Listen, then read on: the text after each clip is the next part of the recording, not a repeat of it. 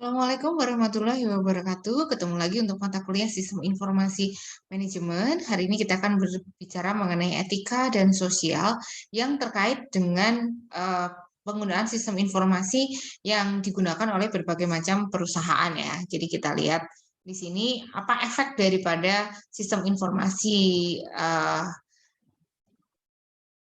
terhadap etikal dan sosial, terutama social responsibility daripada perusahaan-perusahaan ini. Nah, sekarang kita lihat apa sih yang namanya etik. Etik itu ada prinsip ya, prinsip yang dimiliki oleh manusia atau mungkin juga perusahaan tentang benar atau salah tindakan seseorang atau perusahaan itu. Jadi agen ya. Jadi kita manusia itu kan mempunyai moral sebenarnya. Jadi perusahaan itu kan terdiri dari manusia-manusia ya, dari karyawan hingga manajemen. Dan mereka itu adalah punya moral, gitu kan. Moral yang terkandung inilah yang kemudian akan menyebabkan seseorang memandang sesuatu itu benar atau salah, gitu kan. Nah, benar atau salah itu kadang-kadang juga tergantung gitu ya, tergantung kepada apa yang ada di sekitar manusia-manusia itu, kan gitu. Nah, oleh karena itu kita dapat melihat bahwa baik dan buruknya ini, gitu kan, tidak lantas hanya sampai kepada oh oke, ini buruk ini enggak gitu ya. Tetapi tindakan itu bisa masuk ke area hukum ketika kemudian kita berbicara mengenai hak dan kewajiban seseorang. Ya. Nah, sistem information system ini ternyata punya pengaruh yang banyak sekali terhadap etika sosial dan political issues yang ada sekitar pada information system. Gampangnya aja lah, Anda punya Facebook gitu ya, saya ngambil foto di Facebook Anda, gitu kan. Kemudian saya share ke orang lain, misalkan. Nah, itu ethical apa enggak sih? Etik atau enggak? Gitu kan. Nah, inilah pertanyaan-pertanyaan yang banyak sekali terjadi. Kayak misalkan saya memberikan komentar di apa namanya komentar di Instagram atau di YouTube atau di mana. Nah, komennya kita ini ternyata menjelek-jelekan atau mengatakan bahwa hal-hal yang tidak pantas. Nah, apakah itu etik, sosial dan lain sebagainya. Nah, ini sesuatu yang gampang sebenarnya. Artinya kalau kita mempunyai apa namanya moral yang baik, tentunya hal-hal yang terkait dengan etikal ini bisa kita hadapi dengan baik. Tapi kadang-kadang juga orang juga akan semakin mudah sebenarnya untuk berperilaku tidak etik dengan adanya sistem informasi. Nah, oleh karena itu etika ini penting ketika kita bermain atau kita akan menggunakan information system ini sebagai dasar dari perusahaan. Tadi kita sudah bilang di pertemuan yang sebelumnya bahwa information system itu bisa menjadi sebuah strategi untuk perusahaan gitu ya. Dan beberapa strategi juga sudah kita coba untuk dilihat. Nah, apakah kemudian perilaku-perilaku manusia-manusia yang ada di dalam perusahaan yang menggunakan sistem informasi ini menjadi etik atau tidak? Nah, ini pertanyaan yang banyak sekali banyak sekali dipertanyakan ya, banyak sekali dipertanyakan yang sampai saat ini bagaimana etika kita menggunakan information system, etika bagaimana kita menggunakan sosial media, bahkan bagaimana apakah pelanggaran etika di sosial media misalkan bisa diangkat menjadi hukum. Ya, memang ada hukum yang ini ya. Jadi etika itu kalau misalkan memang benar-benar menyangkut hak dan kewajiban seseorang itu malah bisa ditingkatkan menjadi hukuman gitu ya, sesuai dengan undang-undang yang berlaku. Nah, sekarang kita lihat di sini. Nah, ini adalah model tentang bagaimana etika sosial dan political issue. Karena sekali lagi, yang menjadi objek atau yang menjadi subjek dalam pada information system itu adalah manusia, di mana manusia mempunyai masing-masing moral. Jadi kalau kita lihat information system itu mempunyai ada menyangkut individu, satu orang. Kemudian menyangkut society, masyarakat banyak. Ya, kemudian menyangkut politik.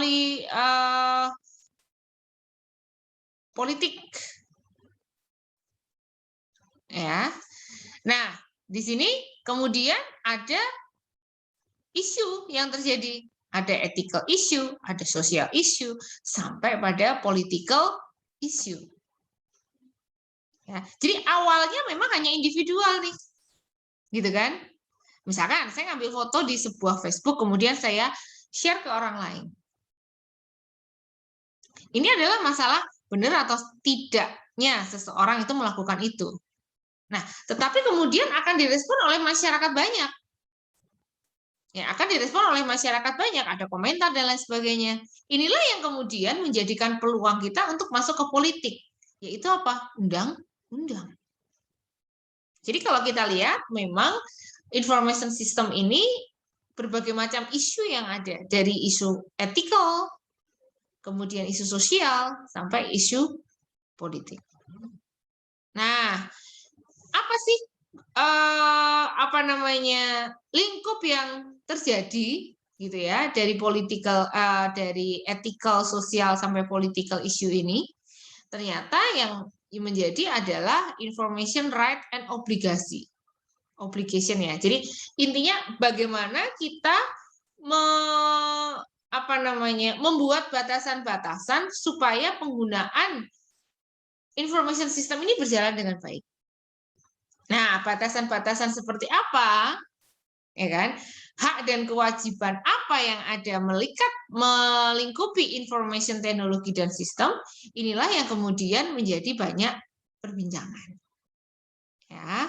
Kemudian yang kedua adalah accountability dan control.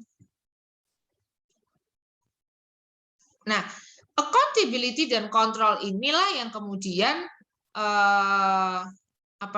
akan menjadi nilai bagi perusahaan. Nah, kalau perusahaan melakukan yang namanya melanggar ethical issues misalnya, tentu ini akan menjadi cost tersendiri bagi perusahaan untuk memperbaikinya. Nah, sehingga ethical ini juga pasti akan ada muncul yang namanya biaya-biaya yang terkait dengan ethical issues, social issues maupun political issues. Nah, oleh karena itu orang akuntansi nih, gitu kan, kita belajar mengenai accountability dan controlling daripada information teknologi dan sistem. Nah, kemudian kita lihat adalah property right and obligation. Jadi artinya itu adalah hak dan seseorang itu tidak boleh melanggar haknya. Ya, itu namanya right. Ya kan? Nah, property right. Jadi sekarang ini modelnya adalah property right-nya itu menjadi sesuatu yang tidak berwujud. Ya, tidak berwujud. Nah, inilah yang kemudian juga terkait dengan akuntansi, bagaimana mewujudkan daripada property right itu dinilai sebesar apa.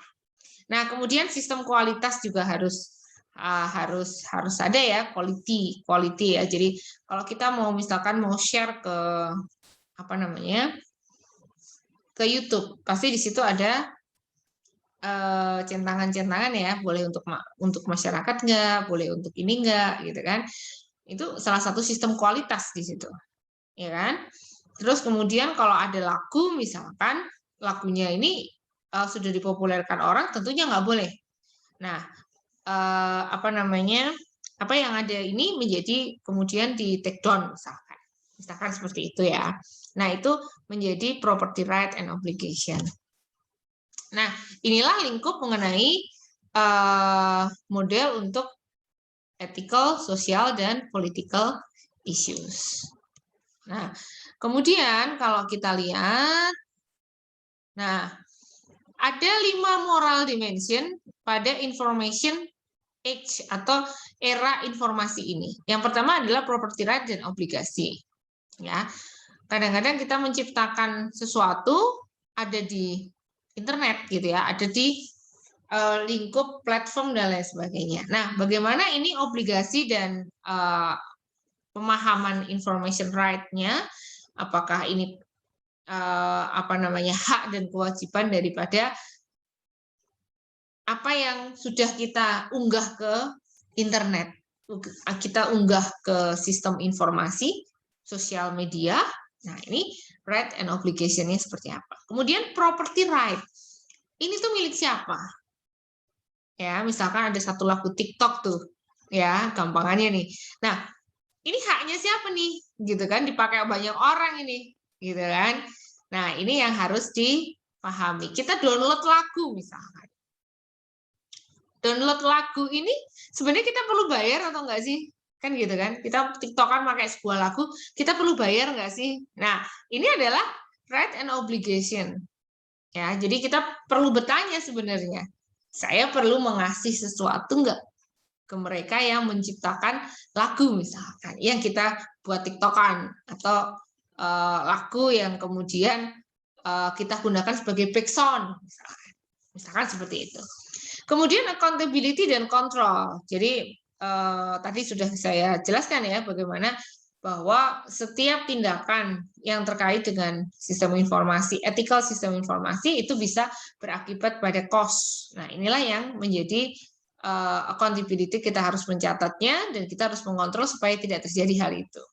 Kemudian ada sistem quality dan quality of life-nya seperti apa. Jadi semua ini tadi kalau bisa berjalan dengan baik, ini akan mempengaruhi yang namanya quality of life.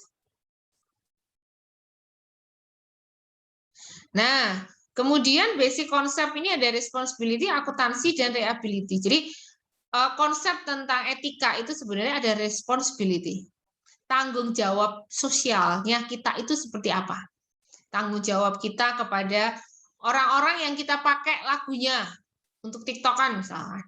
Nah, ini untuk seperti apa? Ini namanya responsibility. Ya, tanggung jawab kita terhadap apa yang kita lakukan. Kemudian accountability. Jadi adalah sebuah mekanisme sebenarnya untuk menilai apakah yang kita lakukan itu benar atau tidak, gitu kan, dan menimbulkan cost atau tidak, ya. Dan siapakah sebenarnya yang merasa atau meresponsibility daripada tindakan kita. Nah, kemudian liability, konsep dari extend ya, perluasan dari konsep responsibility ya. Kemudian yang terkait dengan area hukum. Nah, itu liability. Jadi kalau kita bicara mengenai etika, ada responsibility, ada accountability, dan ada liability. Kembali lagi ke sini tadi yang ketiga ini. Jadi ada individual, ethical issue, ada social issues, dan ada political issues. Nah, property right atau intellectual property yang ada sekarang itu ada trade secret atau resep yang atau sistem yang secret gitu ya. Kemudian ada copyright dan ada paten gitu ya, bahwa ini haknya seseorang untuk karena haknya seseorang gitu ya, walaupun itu digunakan berarti orang yang punya hak itu harus dipikirkan. Nah, seperti itu. Copyright juga begitu, nggak boleh di-copy gitu kan, karena ini adalah milik seseorang. Trade secret juga begitu. Resep McDonald misalkan, resep KFC misalkan, ini nggak bisa lagi itu akan dilindungi. Gitu. Nah, kira-kira itu yang bisa saya sampaikan untuk etika. Nanti kita akan banyak diskusi di sini ya, karena emang teorinya sedikit, tapi pelaksanaannya yang agak susah. Saya kira itu dari saya. Saya akhiri ya untuk ini. Assalamualaikum warahmatullahi wabarakatuh.